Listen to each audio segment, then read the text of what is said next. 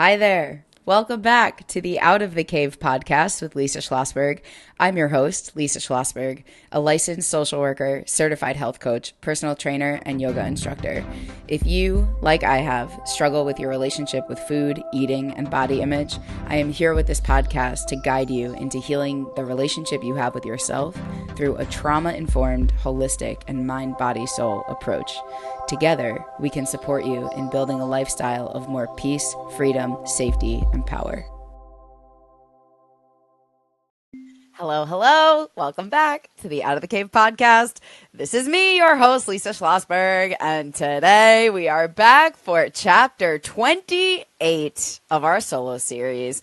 And boy, I am super excited to be here, but there's so many things I want to tell you about being here, but I will get there. First, the necessary reminders and invitations. Number one, come join me on the Patreon. As of the day that I'm recording this, we did have our first live call, community Q&A call in the Patreon. So if you want to join us for that, the third Thursday of every month at 6 p.m. Eastern, please come do that. Follow the show notes for that. Okay, now that those things are out of the way, I want to tell you about what brings me here today. And I don't mean what brings me here in terms of I get to record this episode, but what brings me here in this moment right now, because this is not at all what I expected to be doing today. So I want to use my experience of this morning to illustrate stuff that I have been talking to you about. Okay, so usually what I will do, or I have like a little bit of a routine, but it's not reliable that I get to do this for every episode. But what I like to do is record on the weekends because there's too much going on during the week. And what I have done multiple times is I will go on a walk.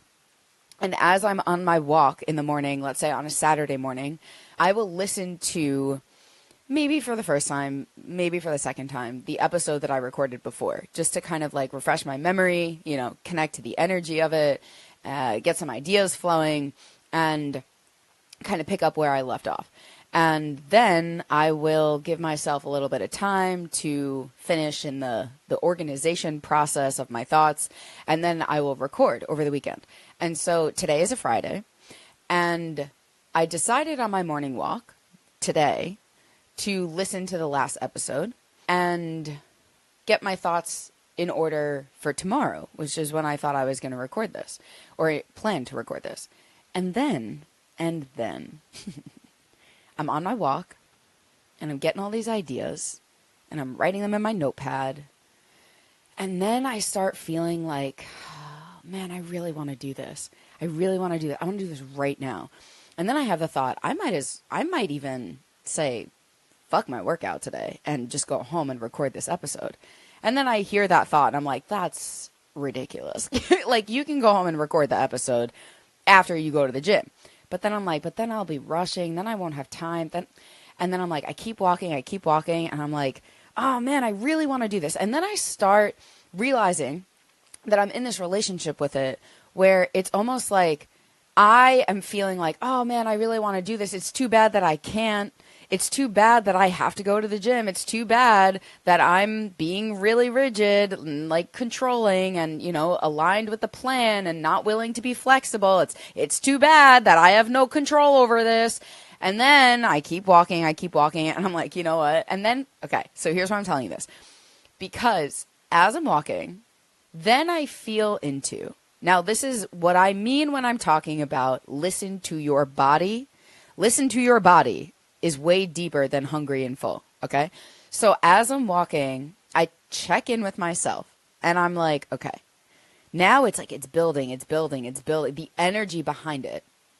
And I think I've said this on this podcast before, is it feels like giving birth. Like, it feels like, and I don't know if I've said this here, but I know that I definitely have talked about it with a friend of mine, of like, it feels like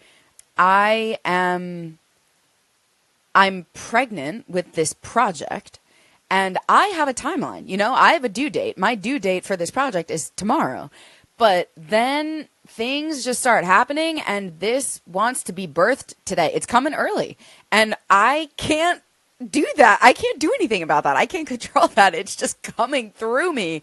And it's literally, it feels spiritually, it feels energetically like trying to like hold in a baby that's ready to be born. And it's like, I could fight that, so then I feel into, here are my options. Then I start really considering it. I'm like, maybe I'll just skip my workout today because this wants to happen. And so I'm walking to the gym and I pause for a moment and I just check in with myself in my body. How would I feel if I went to the gym? And it's like, well, I guess I would feel, good that I got my workout. I would feel good that, I stuck to the plan. I would feel this level of comfort and safety that this is my routine. This is what I'm used to doing. I would feel those things, but I would also feel bummed that I didn't honor this in the moment that it was alive, and that, that I chose my plan over this creative energy. And then I thought, and then I questioned, how would I feel if I went home right now? If I just like turn around and instead of going, and I was like a couple blocks from the gym, not like literally almost there. And then I felt into, how would I feel if I turned around right now and just said, fuck it, fuck the plan. I'm recording this. And I felt myself feel so happy, just so happy. Like, yes, like not even happy. It felt like giddy. It was this like, yay. Like, you'll do that. And so I was like, oh, okay, great. So that's the information. And so that's what I did. So I turned the corner and I felt in my body, it felt like my inner child was like, you're really going to do it? You're really, like, you're willing? This is so exciting. Like, thank you. And so that's what brings me here now. So not the plan. I am, the caffeine, the coffee that is in my system right now, that is usually like my pre-workout is fueling this episode. So we'll see how that goes again. But I want to talk about this and I wanted to share this because, I just listened to the last episode where I'm talking about not just honoring yourself and taking good care of yourself physically and emotionally, but also spiritually. And then the universe decided to hand me this perfect example on a silver platter of what that looks like. This is me honoring myself spiritually. I would say that this goes deeper than honoring myself emotionally. This is about saying, I have a passion. I have a purpose. I have a mission. I have something that I care about, that I want to create, that wants to be born into the world through me. And I'm honoring that. I'm willing to put my plan aside and show up for that. And that is me parenting myself and taking care of myself spiritually, which obviously has a lot to do with how I feel emotionally and how I'm relating to things physically. So there's the example of like what I mean, because this is what I'm talking about also when I'm talking about listen to your body. Okay, listen to your body, going deeper than hunger and full. Yes, but listening to your body, the physical body, as the vessel for your spiritual truth, for your spiritual self. So it's not listening to the body, it's listening to the soul that lives in the body. You see what I'm saying? It's not listen to the body, it's listen to the soul that lives in the body. And this is what I'm talking about when I'm talking about intuitive eating. Okay? I feel as though I'm being told what to do. I'm being guided what to do. That's beyond just my body. That's the soul in my body. Okay? So, and I'm also saying this because, years ago, before any of this made any sense to me, I remember when people would, I've used this example. I've told this story before, but I think about when I was a participant at John Gabriel's retreat at Omega, 2016 or something. And I remember Heather, the nutritionist, who would put her hand on her belly and put her hand on her heart. And she was demonstrating to people, how she knows what her body wants. And she asked her body, what are you in the mood for? Something warm or cold, something, sweet or savory. She would just feel into her body and see what her body wants. And I remember, the way I always tell the story, I remember looking around the room, watching all these people doing this and being like, what the fuck is going on here? How does anyone know, by putting their hands on their body and asking these questions, how does anyone know any of that. How are people listening to their body? It didn't make any sense to me, and I had no idea where to begin. Okay, and then I would have conversations with people. Then I started working with John Gabriel and speaking at his retreats, and I was in the position of a coach at these retreats, and I was then supporting people that felt the way I did, where it was like, wait, how do I do this? And so that's what all this is reminding me of, is where you think listen to the body means all these kinds of things, but it also just means, how are you feeling? How are you feeling? What are you in the mood for? Is a really kind of like, that's how you can inch your way to listening to your body, or listening to your soul that lives in your body. Is the baby steps there are, how are you feeling? How are you feeling about it? And if you can just start getting familiar and comfortable telling the truth about how you feel emotionally, that's your feelings. Like, again, it goes back to what I was saying in the last one about your body as an instrument, because it connects you to how you feel. So the emotional and the spiritual to me are like very hand in hand in that way. And so now these are these are some things that have been hanging around in my notes, but now it's all coming together. Another thing that I want to use to talk about this is when you're asking yourself, how do you feel about something? Let's use the example of a diet that you've been on. Okay. Because when people say, I can't hear my body. My body's not talking to me. You keep saying, listen to the body, listen to the body. I can't hear my body. My body doesn't speak to me. Well, it's often, no, I'm going to actually say it's never that your body's not speaking to you. Your body's always speaking to you. It's just either you don't know how to translate it, into the right language, or you can't hear it, or you can't understand it, or you're the one ignoring and neglecting it, but it's not that your body's not speaking to you. And so when we ask ourselves, how do I feel about this thing or this person or this situation? Very often we know how we feel about stuff. Sometimes it can be hard, but we know generally how we feel about stuff. It's just that we don't want to honor that. And so I'm using the example of a diet because think about how you feel. Think about, like, let's make this relatively easy. Think about the most extreme restrictive diet that, like, maybe you've ever been on. And think about, like, beforehand, how you felt about it. How do you feel about the idea of, eating like a grapefruit a day or something? How do you feel about, having 500 calories a day? Something really extreme, really restrictive. How do you feel about it?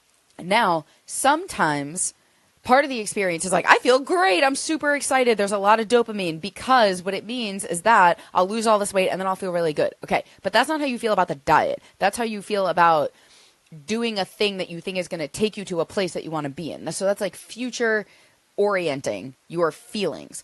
But very often we know when we think about the plan, we could do the same thing with exercise. We feel, when we think about it, almost like immediately stressed out. It's immediately uncomfortable. It feels really restrictive. It feels really intense. It feels like overwhelming. It feels like too much. So we know how we feel about stuff. We know how we feel about stuff, but we don't honor that. What we do is say, yeah, well, it's what I got to do. So I'll just do it anyway.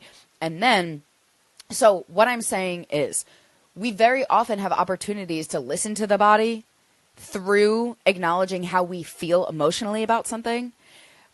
And we can use dieting as an example to illustrate. It's not that we don't know how we feel about it. We know exactly how we feel about it. It's just that we, bypass that and do it anyway.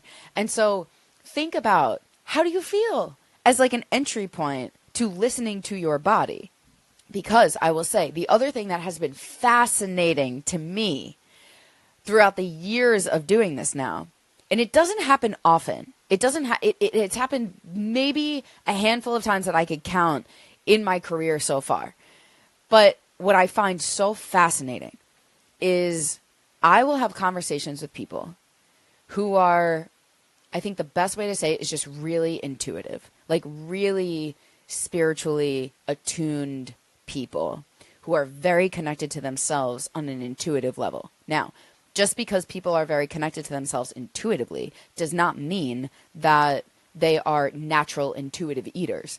It means that still stories and messages from the culture can fuck with someone's ability to honor or feel safe honoring what they intuitively feel. So not all intuitive people are necessarily intuitive eaters. But what has happened a few times is that I'll have a conversation with someone who, again, is really kind of intuitively connected. And when I ask them about their history of dieting, for example, I've heard this a few times where they say, well, I've never really done like a quote unquote diet because it never made sense to me. And I would be like, tell me more about that. You know, it's not every day that I meet someone who's like, oh, dieting? Nah, it never made sense. I'm like, how did you get there? How did you get to a point where dieting just never made sense to you?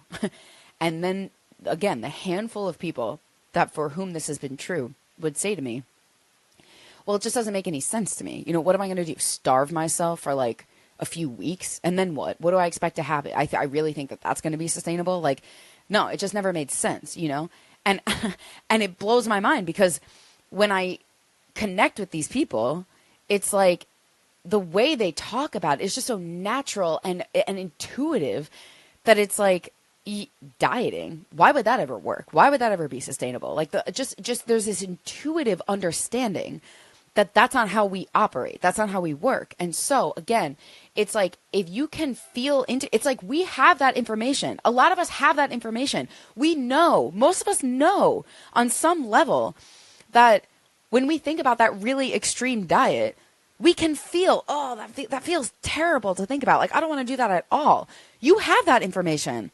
It's just you're not listening to it. You're not honoring it. You can feel how your body contracts, even if you're not, again, even if you're so dissociated from your body that you don't feel the tension and contraction, you can get a sense energetically, you can get a sense emotionally, because emotions are energy in motion, energetically, spiritually, it's all the same stuff. You can feel into, oh, that's not a good idea. It's just that you don't know what else to do, right? So when you're backed into a corner and it feels like that really extreme, excessive diet is the only option you have, then you ignore your body and you do that thing anyway. So, okay, all of this, now it's been 17 minutes of this introduction about listening to your body being way more than hunger and fullness, as you've heard me say, but it's much more about, you know how you feel about stuff. Now it's an invitation to say, I know how I feel about it. What would it be like if I actually honored that? And then we can get creative about the solutions. But that is what it means to listen to your body. Now, the last thing I'm going to say, because I just think it's just too fucking good. So this is going to sound really random, but stay with me for 1 second. Two friends are a DJ. Like, I don't know, it's a dual, it's two guys who are DJs, and they're really good. I like, really upbeat, like it's perfect for the gym. And they make these hour-long mashup remixes, especially if you're my age and you're like a millennial. It's, it's all our songs. And they mash them up and they put them together, and it's an hour long. So it's my favorite thing to put on at the gym because I don't have to make any decisions about music. And they're super fun. And they make these long remixes. They're called Big Booty Remixes. They're on SoundCloud and Spotify. I've posted them before. If you're like me, you're into that kind of music, highly recommend. It's super fun. But so the reason I'm telling you about this is because maybe once or twice a year-ish, they release another hour-long Big Booty remix. So I have already pre-saved it because I can't wait for it to drop, and I'm all excited about it. And then I open up my app this morning, and I'm like, today's Big Booty Day. Like, today I get the new hour-long remix. Like, I can't wait to go to the gym and work out to it. And then I open Spotify, and I open SoundCloud, and it's not posted yet. And I'm like, oh. Why? They promised. Today was coming out. And then I open Instagram and I see it's not coming out until 11 a.m. today. And I'm like, well, that's dumb because I will be done with my workout by 11 a.m. And I was bummed about that. And then I turn around. I don't go to the gym. I decide to come record this episode instead. And then I realized that right around the time that I'm going to be done with this is when the Big Booty remix will drop. And then I'll have about an hour to, I don't know, maybe go for another walk or go for a run or something. But the divine alignment is everywhere, and I'm very excited about it. So anyway, listen to your body. Good things happen.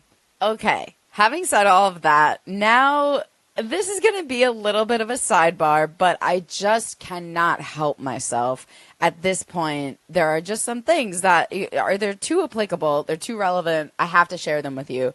And this is, okay, so basically, there's all this stuff in my house, like the house I grew up in, that belongs to my dad. And things that he saved growing up, that we have not gone through after his death yet.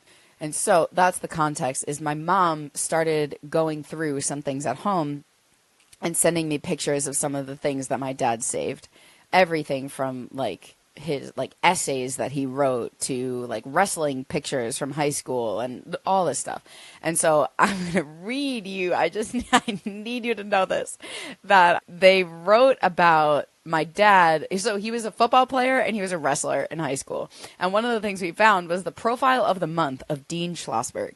And so I wanted to, I've told you about my dad a little bit here and there, but it's just too good. And I think you'll understand why I'm sharing this with you after I do. But so he was like featured in this profile of the month as an athlete. And one of the things that it says is, because so many meets, it's talking about wrestling, because so many meets come down to the last match, it is necessary to have a good heavyweight. And we are fortunate to have Dean.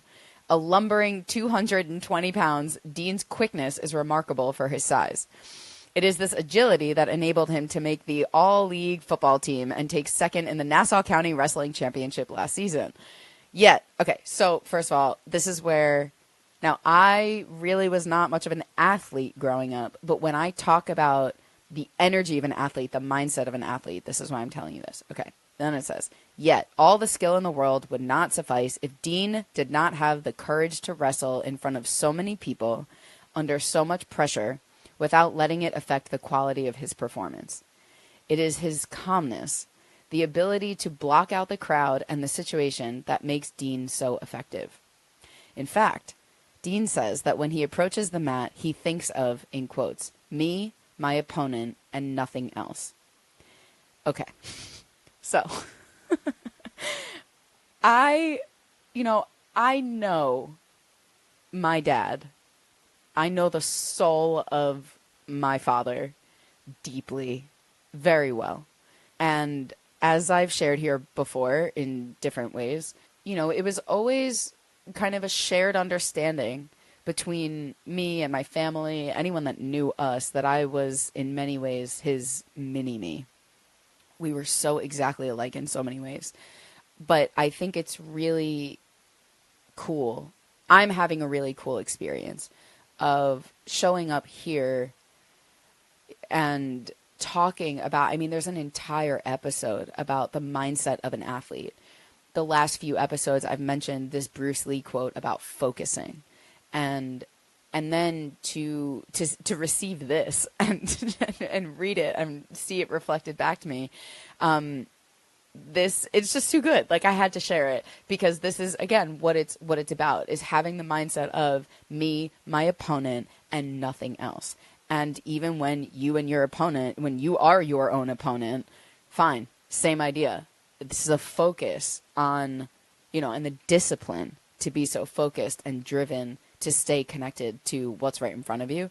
And I think I get that, or at least it comes so naturally to me, because this is my dad. This is what he was like and his strengths. So then also, just maybe for comic relief, but I have to share this because it's also hilarious to me. Because, like, am I his daughter or what? Dean is known off the mat for his enormous appetite. He holds unofficial records for the fastest intake of liquids and the highest propensity for sweets. However, it was during the last class night that Dean literally choked on a pie in the pie eating contest and cost the junior class valuable points. Dean discounts his loss because, in quotes, I had a difficult chocolate cream pie while the sophomores were blessed with a nice blueberry. Which, again, is just so his humor. So anyway, that's a contribution from Dean Schlossberg. Thanks, Dad. Okay, now, all of that being said, let's get into some of my follow-up thoughts about the last one, because I think this is important. And I'm not going to get too far into it, because when I started, I was like, all right, now I have to say more about this. And then I listened to the rest of the episode and I was like, actually, I think I covered it. But here's the thing I just want to be really clear about is when we talk about taking action, okay? So fear, self-compassion is taking action. How do we understand what is bailing on yourself, giving up on yourself, which is not kind and not compassionate? How do we know if we are bailing on ourselves or the alternative is that what we set out to do, the goal that we set for ourselves or the action item that we chose is biting off more than we can chew. And so that I just want to highlight and come back to is that if you're finding that you identify an action item that, again, is too far out of your comfort zone, you will not be able to show up to do it because it's going to be too dysregulating. And so then it might feel, or you might perceive it as you're quote unquote bailing on yourself or giving up on yourself when that's not at all what's happening. What happened there is you took a step too far. You said you were going to do too much and it was too overwhelming. It was too stressful. It was too scary. It was too much. And you not showing up for that means that it was too big of a step, not that you are bailing on yourself. And so we need to talk about, we can be quick to judge that what we're doing is giving up on ourselves when, using the example of like a diet, if we went on a really extreme diet and we couldn't sustain it or we couldn't commit to it, you might have the story in your head that you've given up on yourself so many times when that's not at all what happened. What happened was that diet was fundamentally unsustainable and it was too dysregulating and it was actually too unhealthy that you no longer doing it. That's not bailing on yourself. That's actually taking care of yourself. So that's the importance of the fetus step idea. We have to go back to the fetus steps where if you want to take action, it's got to be such a small step, especially again, if you don't have that foundation of emotional, relational safety with yourself, it's got to be a really small step that you can show up for, essentially, because again, it's not about the step, it's about watching yourself show up.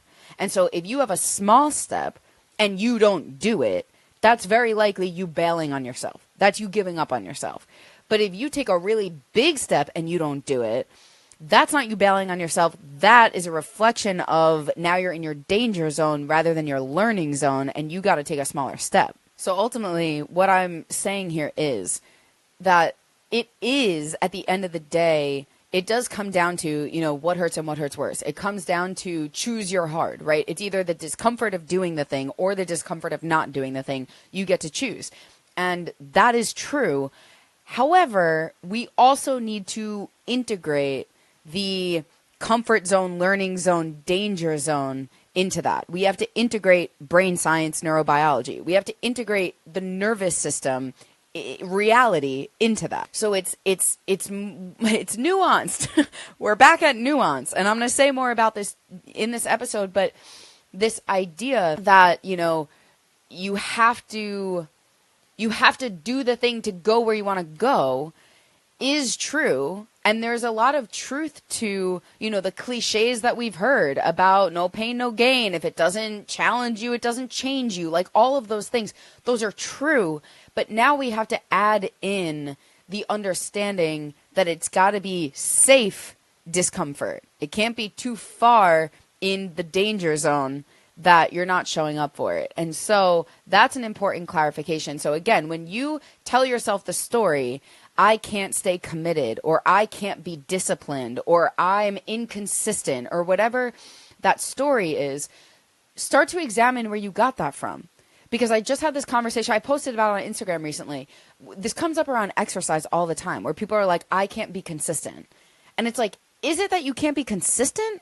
Or is it that the plan you set for yourself was inherently unsustainable? Like, were you trying to go from 0 to 5 days at the gym?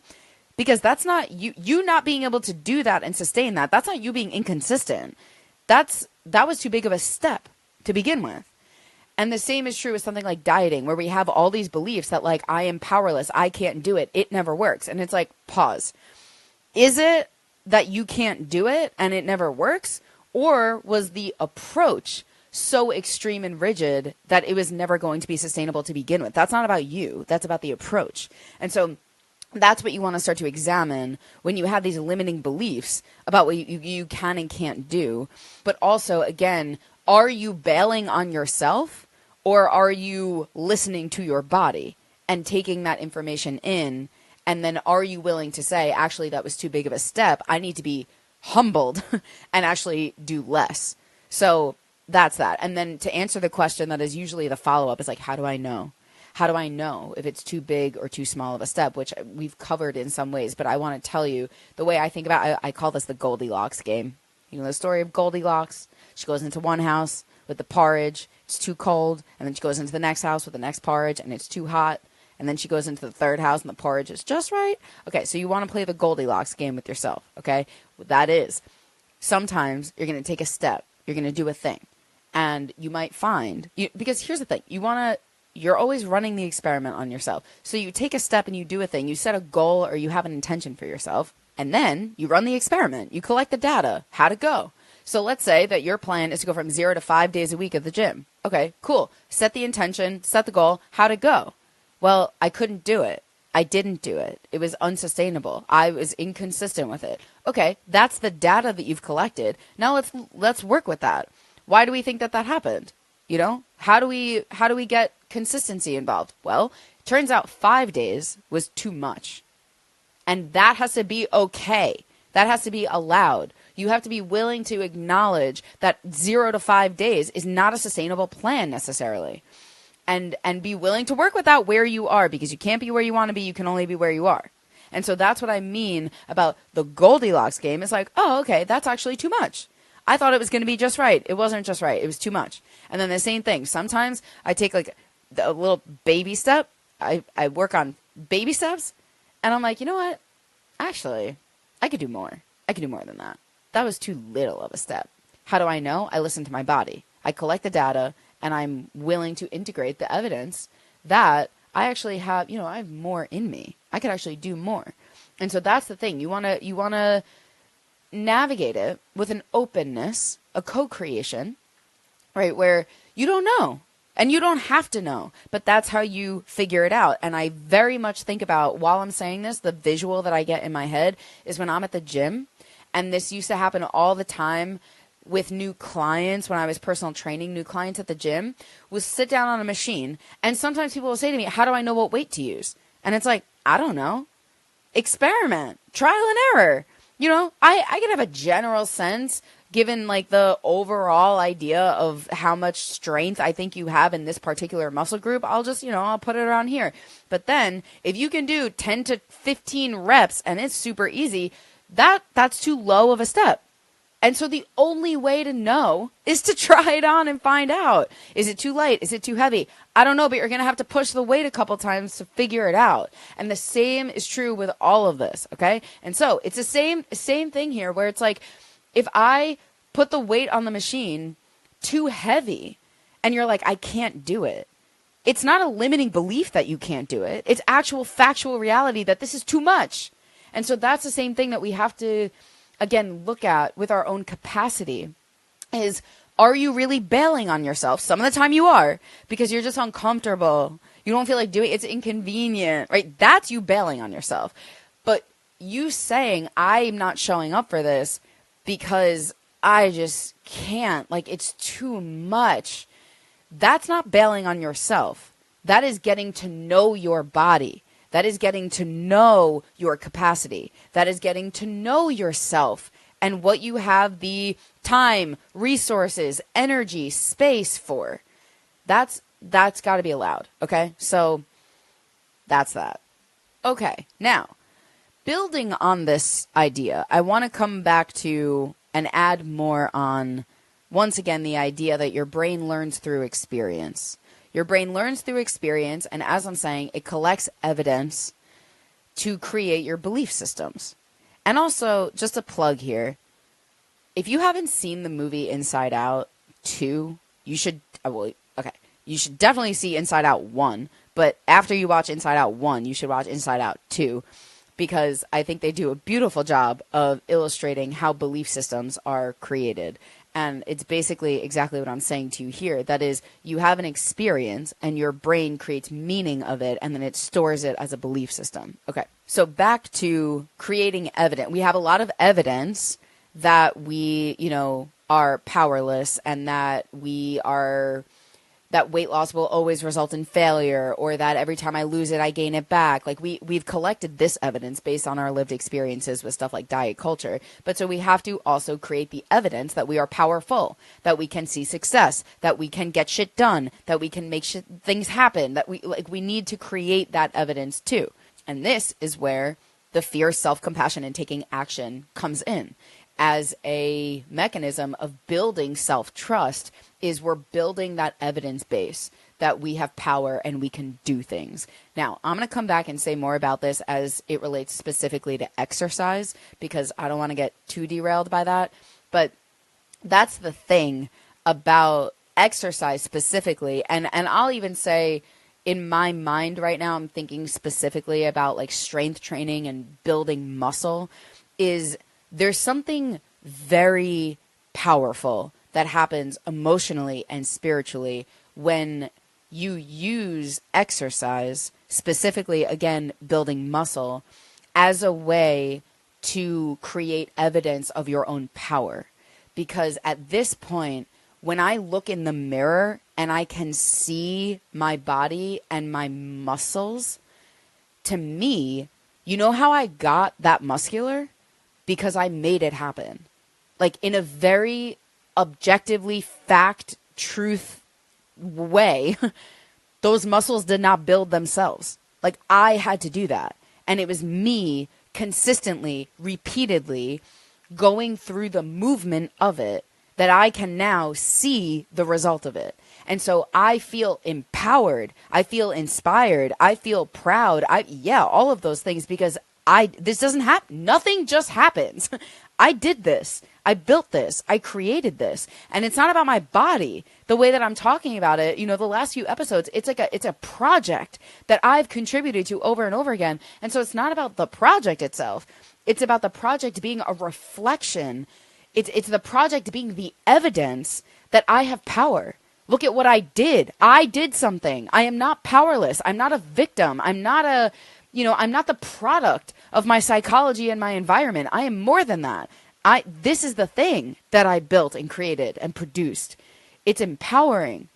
It's evidence that I have power. Okay? So I'll come back to that. But this is the idea. We need to create the evidence. And so I think about a couple of things. First, I thought about during COVID. Okay, so during COVID, we all had different reactions to everything that was going on. And, oh God, I mean, there's so much about COVID that I think we all are still unpacking and understanding about our experience with it. So what I think about, or what this brings me back to, is, the gyms were closed, the yoga studios were closed, everything was closed. We weren't allowed to go anywhere, do anything. And I found multiple ways to not let that stop me. And this is not about, okay, I have to say, this is like, in some ways it's hard to talk about, because COVID was, for so many people, so traumatizing and so scary and so emotional and so uncertain. And so like, I want to acknowledge the emotional reality of that period of time. And this to me is like the nuance of, I'll tell you what I want to tell you about my experience of it. And I also acknowledge completely that my experience is not everyone's. And so, okay, so I'll come back to that. But what I want to tell you is, during COVID, what I'm thinking of is that there was one gym somewhat close to me. It wasn't as close as like the gym that I had gone to, but there was a gym that I could like get to that basically took all of its equipment and it put it in a parking garage. So instead of it being indoors, it was outdoors, and it was in a parking garage. And, the machines were like at least 6 feet away from each other. It was a whole setup And so because I wanted to stay fit and committed to a regular workout routine, I joined this gym, and I regularly was waking up really early to drive there and work out in the cold. I mean, it was Southern California, but it was cold. It was, it's like 40, 50 something degrees really, really early in the morning, before or like as the sun is coming up, in a parking garage. And it just, like, I hated it. It sucked. And I missed the yoga studio, and I missed being in a gym, and I hated it, honestly. I really didn't enjoy it, but it was the best thing I could do. It was the best thing that I could do. It was the only thing that was really available to me. And so I remember, like I was saying in the last episode, this experience of that I would feel really good about the fact that I was doing this thing. I wasn't just feeling good about the fact that I was working out. That was more on the surface of it. But I felt really good about the fact that the whole world was shutting down around me. And I was watching a lot of people give up on themselves and their health and their fitness. And I wasn't doing that. I was unwilling to do that. And even though I really didn't like it, and I had to wake up earlier, and I had to get in the car, and it was cold, and it was this, and it was that, and there were a million reasons that I didn't feel like it, I did it, and I stayed committed to it. And every single day that I did that, there was this, I don't even want to call it a dopamine hit. It's like, it was deeper than that. It was the feeling of staying committed to myself that felt so empowering. And I'm thinking about this now because it's like I was building the evidence for myself day after day after day that I will not let things get in the way. I will not let things stop me. That yes, there are obstacles. Yes, there are challenges. Yes, there is discomfort. But okay, so I'm willing to be uncomfortable. That's what I'm willing to do. I'm willing to put in the work and tolerate the discomfort of showing up for myself and being the person I want to be, because I don't want to be the person that says, oh, the gym is closed, I can't work out. No, I don't want to be that person. That's not a good enough reason for me to not work out. To me, that feels like an excuse. So I'm thinking about that as a way that I was, again, building this evidence base that, okay, fine. Sometimes there are obstacles and challenges, but so what? I can get through them. Now, the reason that I'm saying it's more nuanced than that, and my experience is not everyone's, is because plenty of people in a situation like COVID, maybe on the surface, it could look like, quote unquote, giving up on themselves or, bailing on their commitments or things like that. But this is a really good example of where that may not be what that was for some people. For some people, it was too fucking stressful. It was too overwhelming. It was just too much. It was too much to join a new gym and go work out in a parking lot. It's too much. And I get that. And I honor that. Because again, when I look at COVID, I'm like, I didn't have children. No one really close to me, thank God, was so deeply affected or passed away because of COVID. And there were like all these things that like I was so fortunate to not have to deal with, that I was watching all these people around me have to deal with. And so again, it's like my allostatic load, which is like the overall amount of stress, the load on my mind, body, soul system, was not as high as it was for some other people. And so that's the thing. For me, I could say I am committed, and truly the way that it felt was like, I am unstoppable. You cannot stop me. If there's something that I'm driven to do, I'm driven to do it, and I'm doing it. And so that is an example of what I'm talking about, of like creating the evidence.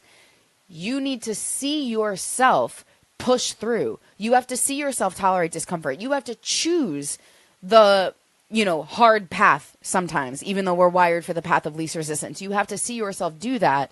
But again, it's not as easy as saying that if you didn't do, if you're someone who looks back at that period of time and you're like, I was so spent, I was so overwhelmed, I was so burnt out, I was so depressed, I was so anxious, I was so this, I was so that, then we could argue that you going to the gym in the cold before the sun comes up to work out in a parking lot would have been more stress and would have been more harmful and would not have been a practice of self-compassion the way that it was for me at that time.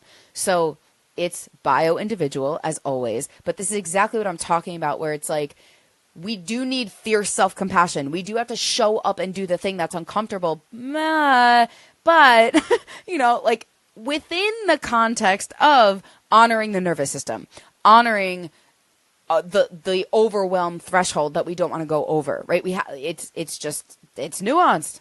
Now, another thing that this reminds me of and brings up a little bit more kind of nuance around the conversation is when I was writing all this down, I was reflecting on being unstoppable during COVID. I also thought about what it was like when I was on semester at sea. Now, the reason I bring up that period of time, and again, for context and a reminder, I went on semester at sea after I had lost all my weight, and I was in a full-blown anorexic season of my life. I was so scared of all the food, so scared of gaining all the weight back, all things like that. And I was really committed to my exercise routine at that point.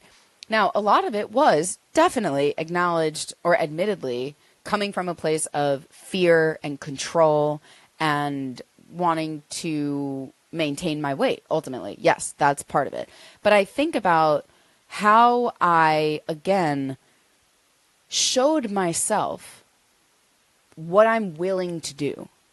And when I was going on semester at sea, there was no land while I was traveling on a ship. So I couldn't like go for a walk or go for a run or things that I was doing like every day.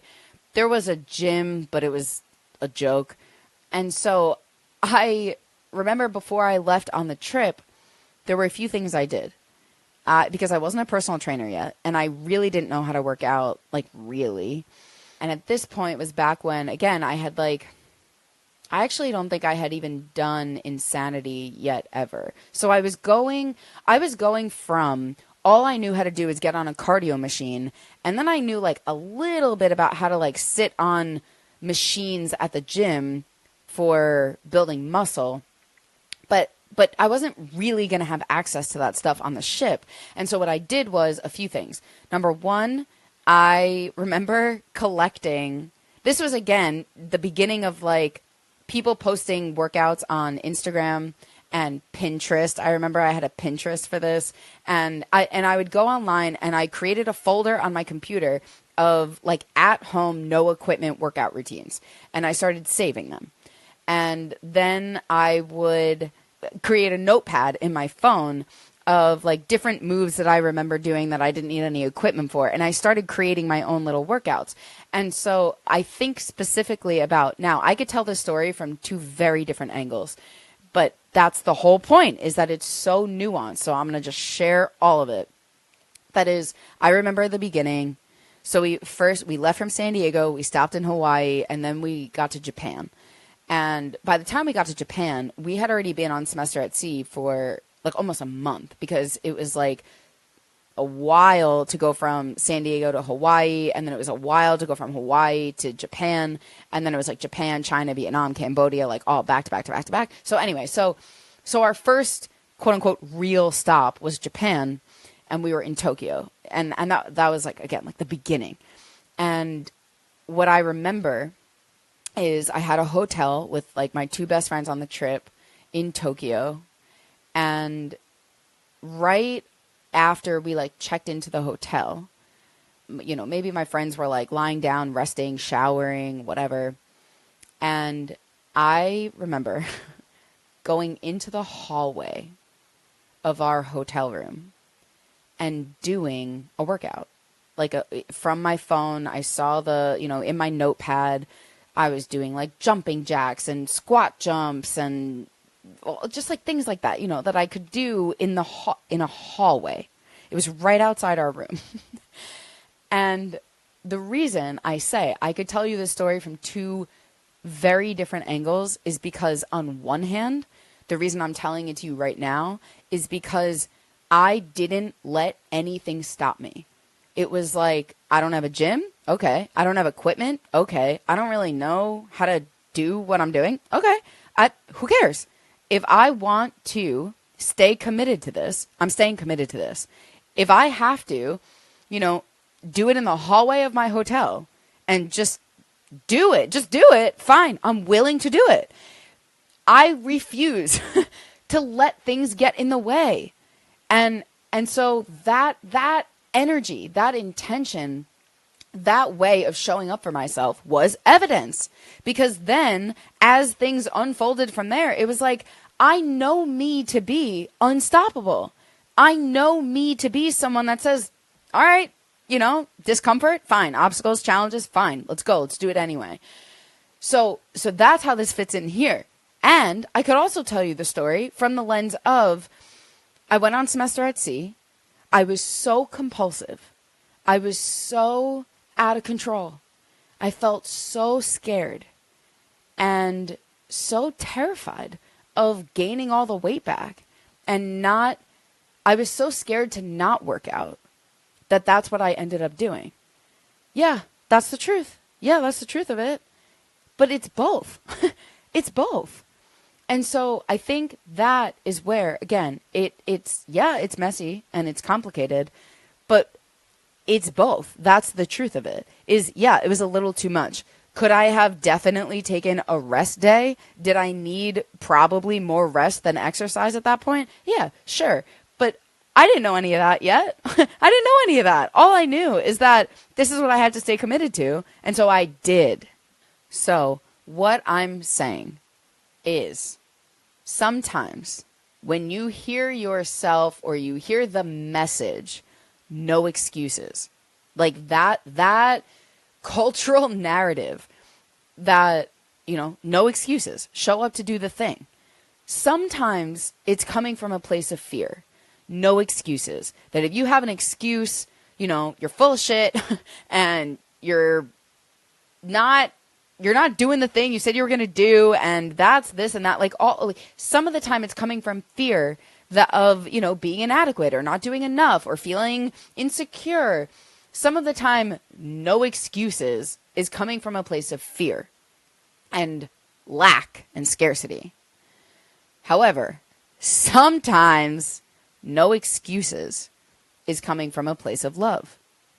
Sometimes not being tolerant, again, going back to last episode, not being tolerant of your own bullshit, that's very loving. You calling yourself out and saying, you're letting discomfort stop you again. You're letting an obstacle get in the way again. You're really going to let this stop you from that? Like, that accountability, that truth-telling, that's love. That's very loving. And so it's not, and this is where I want to go with all of this, okay, is if your perception of something like a no excuses attitude is that it's really harsh or cruel or harmful, that's what we have to look at. Because some of the time it is. And very often, again, in your experience, it has been. So it's valid. But we need to examine that. Because if every single time you say to yourself, don't have an excuse, like, don't give me an excuse, just show up and do the thing. If you think that that's being mean, we need to tell the truth about that. We need to re-examine that. Because sometimes saying, don't give me a bullshit excuse, do it. That's very loving. That's how you get yourself to show up for yourself. So like I was saying earlier, it reminds me of all the cliches we've heard about, no pain, no gain, and all of that. I think I want to take all of that and say we just need a little bit of nuance. Like, we need to soften the edges of it. But very often, it's still true. It's still true. And if we can see that as loving, now we can really show up to do things that are outside of our comfort zone with relational attunement and safety, which creates, to me, an unstoppable force. And I also think about, like I've mentioned here, I used to, and I still do, I listen to a lot of motivational speeches. And now my experience of a lot of them is like, I'll listen to it, and it'll say something about, you're giving up on yourself and you're bailing on yourself and stuff like that. Like that message. And I very often I'm like, yeah, but also consider again, like the state of the nervous system, or like, is it really that? And I think about you, like, I'm so curious actually, what kind of like, I'm going to call them old school, but they're really not, kind of cliches come to you in your mind that fall under this category of like kind of no pain, no gain messaging. Because another one that I think of is like never miss a Monday is a big one around exercise. Never miss a Monday. And this to me is something that like, it has really good intentions, right? It's like, if you never miss a Monday, the idea of that is like, don't miss a Monday because it sets the tone for your whole week. And if you show up on Monday, you're more likely to show up out throughout the week. And when you start your week by showing up, you're showing yourself all of this. You're creating the evidence that you're showing up. Great. Never miss a Monday. And then, it's like, it's great. That can be really helpful. But then what I've seen is that we like swing the pendulum over because then we feel so like victimized by that. And we feel so kind of scared and hurt by that, because then it became judgmental. Then it became like, oh God, if I have to miss a Monday, what does that mean about me? And, am I bad? And now I'm doing it wrong and I can't stay committed and I'm inconsistent and all, it became all of that. And so then we swing the pendulum over to like, yeah, fuck all that messaging that says never miss a Monday. Like, I'm going to miss every Monday. And like, I don't even care. And it's like, okay. So if we can, with something like this, say, can we hold both at the same time? Can we allow it to be nuanced where the intention is consistency. The intention is showing yourself that you'll show up, right? The intention is fierce self-compassion, never miss a Monday. And also, never miss a Monday. Well, that's kind of extreme. Anything that has, absolutes, never or always. It's like, well, never miss a Monday. All right, but what if, my flight's on Monday? I'm missing a Monday. I'm not going to the gym. What if I worked out really hard on Friday, Saturday, and Sunday? I'm going to miss a Monday because that's honoring myself. That is taking care of myself. That's not giving up on a commitment. Okay, so this is what I'm talking about, where it's like, you want to be able to take the best and leave the rest. You want to be able to, take in the message of no pain, no gain. Because very often, no pain, no gain. That's the fact. But also, when you are, so, again, stretched, burnt out, overwhelmed, you have nothing left in your fucking tank, you adding more pain is not going to result in gain. It's just not. And that's what it's like. We have to be able to hold both, where, again, like I said, you're taking all of the cliches about showing up for yourself, about being fiercely compassionate and taking action and not bailing on yourself. Yeah, all of that. You can take the best of all of that and then integrate it with the context of how your nervous system works and what your capacity actually is. Now, you can apply it when it's helpful and it's applicable, and you can forget about it when it's not, because that is really, truly how it works. So ultimately what I'm saying is it can come from fear, it can come from love, but you have the responsibility of checking in with yourself to say which energy is driving this. Am I doing this from a place of not being good enough and being insecure? Am I shaming myself with that kind of like drill sergeant energy? No pain, no gain. You better show up for this or else. Or am I saying to myself, I know what I'm capable of. I believe in myself so much that I know that I can do this thing. So I'm going to show up to do it. And I'm going to get uncomfortable and be willing to tolerate that from a very loving place. You have to check in with yourself about that. Okay, so now...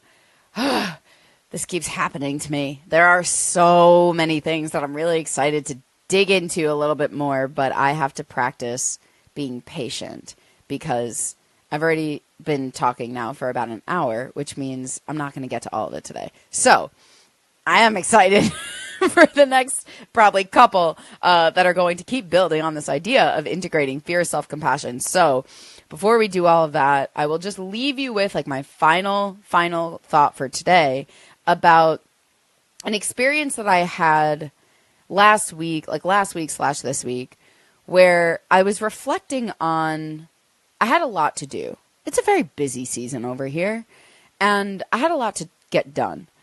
And I realized I was very anxious about all that was on my plate.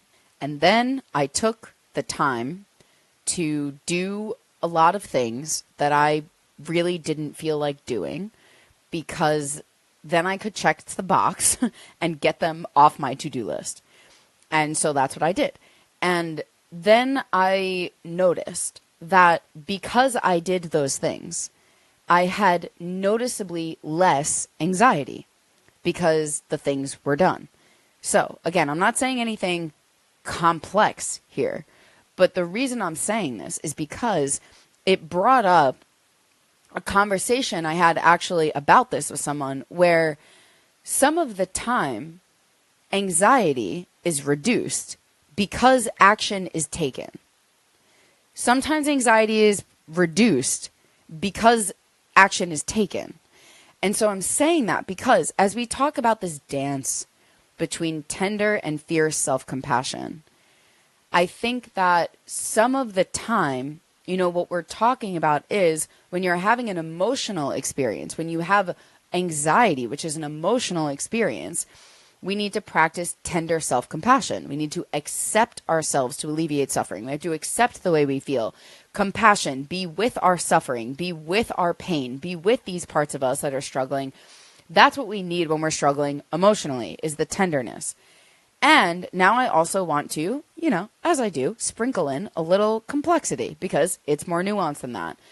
That is, some of the time, what we need for anxiety to be reduced is action to be taken. So some of the time, we need the tenderness of accepting the anxiety, being present with the anxiety, honoring, how we feel. Yes. And some of the time, we also need to be willing to listen to the anxiety.